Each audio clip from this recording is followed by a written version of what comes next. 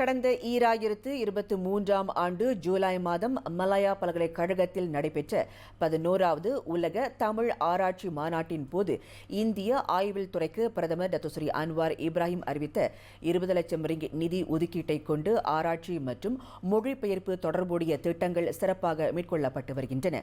பல்கலைக்கழகத்துடன் இணைந்து நடத்திய பேச்சுவார்த்தைக்கு பிறகு கடந்த ஆண்டு அக்டோபரில் அந்நிதி பயன்படுத்த தொடங்கிய நிலையில் அடுத்த ஆண்டு இறுதி வரை முழுமையாக பயன்படுத்தப்படும் என்று இந்திய ஆய்வில் துறையின் தலைவர் முனைவர் ரவீந்திரன் மாரையா கூறினார்.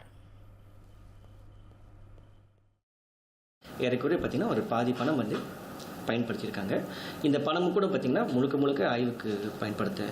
ஏன்னா நம்மளுக்கு பார்த்தீங்கன்னா ஒரு ஆய்வுன்னு சொல்லும்பொழுது நம்ம உட்காந்த இடத்துல ஆய்வு செய்ய முடியாது, நிறைய இடங்களுக்கு போகணும் இல்லையா. அப்போ அந்த போக்குவரத்துக்கு நம்மளுக்குன்னு சில ஆய்வு உதவியாளர்கள் இருப்பாங்க, ரிசர்ச் அசிஸ்டன்ஸ், அவங்களுக்கு பே பண்ணுறது, புத்தகம் பிரிண்ட் பண்ணுறதுக்கு, தரவுகளை போய் எடுக்கிறதுக்கு என்று பணம் தேவைப்படுது. அப்படி பயன்படுத்துறதுல பார்த்தீங்கன்னா பாதி பணம் முழுமையாக சிறப்பாக பயன்படுத்தி இருக்கிறது. மீதி பணம் இன்னொரு ஆண்டுகளுக்கு பயன்படுத்தப்படும்.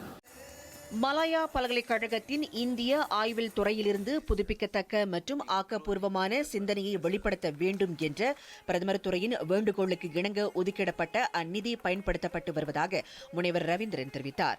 இந்நிலையில் கடந்த 2 வாரங்களுக்கு முன்னதாக ரஹ்மத் முஸ்தபா அறக்கட்டளை சார்பில் இந்திய ஆய்வில் துறைக்கு வழங்கப்பட்ட 5 லட்சம் ரிங்கிட் நிதியை கொண்டு மேற்கொள்ளவிருக்கும் திட்டங்கள் குறித்தும் அவர் பகிர்ந்து கொண்டார்.